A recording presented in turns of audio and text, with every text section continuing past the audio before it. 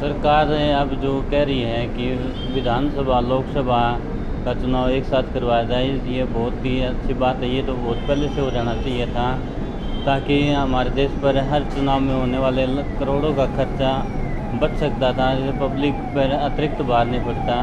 मैं तो ये भी मांग करता हूँ सरकार से कि पंचायत चुनाव और शहरी पंचायत चुनाव दोनों लोकसभा और विधानसभा के साथ करवाए जाएं, जिससे कि और भी अतिरिक्त पैसा बचेगा और हमारे देश पर भार भी नहीं पड़ेगा। बिल्कुल जी, पूरी तरह से सहमत हूँ, लेकिन ये चुनाव साथ करवाने चाहिए।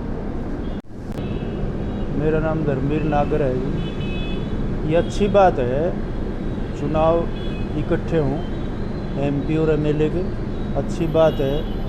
एक तो धन की बर्बादी कम होगी, जो पैसा बचेगा वो देश के विकास के काम में आएगा। बल्कि अलबत्ता मेरा तो मानना ये भी है कि नगर परिषद, जिला परिषद और पंचायतों के चुनाव भी एक मुश्त होने चाहिए सभी, क्योंकि ये अलग अलग जब भी होते हैं तो नुकसान भी होता है, क्राइम भी बढ़ता है इससे, और पैसे की बर्बादी भी ज़्यादा होती है। मेरी अपनी निजी राय ये है कि एमएलए और एमपी के चुनाव जिस प्रकार एक साथ होना ज़रूरी है, उसी तरह ये चुनाव भी अगर एक साथ हो जाए तो बहुत अच्छी बात रहेगी। मेरे अपनी निजी ये राय है कि देश को बहुत बड़ा फ़ायदा होगा। मैं कृष्ण कुमार, गांव चांग, हल्का विधानसभा भवानीखेड़ा और लोकसभा क्षेत्र हिसार से संबंध रखता हूँ।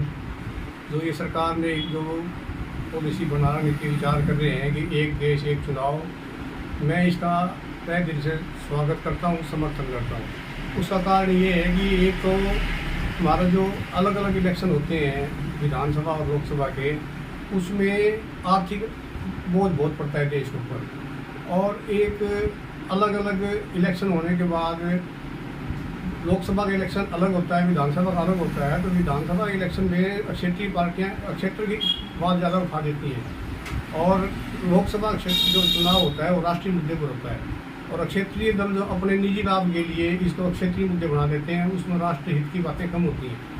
तो मेरा तो यही विचार है कि इसको एक ही चुनाव एक समय पर होगा। जो एक अलग अलग चुनाव होने के बाद कभी देश में किसी स्टेट में अलग चुनाव होता है, स्टेट में अलग चुनाव होता है, उसमें आचार संहिता लग जाती है।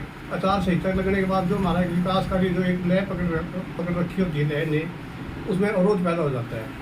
और हमारा शुरू में जिस टाइम देश आज़ाद हुआ 1952 में पहला इलेक्शन हुआ था और 67 तक, तो ये एक ही चुनाव होते थे। तो अब भी अगर हो जाए तो बहुत ही फायदा है राष्ट्रीय हित में सोचते हुए। तो मैं इस बात का समर्थन करता हूँ और चाहता हूँ कि यही लागू हो जाए।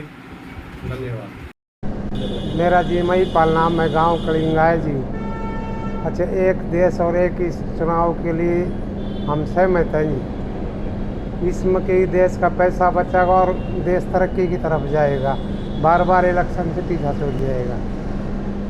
फायदे जी सभी फायदे हैं। एक तो ये रोज़ रोज़ का झंझट मिट जाएगा और अपने देश के लिए उद्धार होगा। जो पैसा बचेगा वो देश के लिए काम आएगा, अपना रोजगार में लगाएगी पब्लिक, एक साथ हो जाए। सुनने में आ रहा है कि वन नेशन और वन इलेक्शन का प्लान गवर्नमेंट बनाने जा रही है। वैसे तो देखा जाए तो बहुत ही सराहनीय कदम है, क्योंकि लोकसभा के इलेक्शन के साथ ही अगर विधानसभा के इलेक्शन सभी स्टेट के हो जाएंगे तो चुनाव आयोग के ऊपर जो बहुत सारा खर्चा आता है बार बार इलेक्शन कराने का, वो बचेगा। वो पैसा कहीं ना कहीं देश हित में काम आएगा। अगर हम अभी बात करें तो भारत के अंदर लगभग 30 स्टेट हैं और बाकी यूटी भी हैं, तो 30 स्टेट के बार बार अलग इलेक्शन होना, उसमें खर्चा बार बार चुनाव आयोग को करना पड़ता है, और 7 इलेक्शन होंगे तो कहीं ना कहीं ये बचत ही होगी देश की।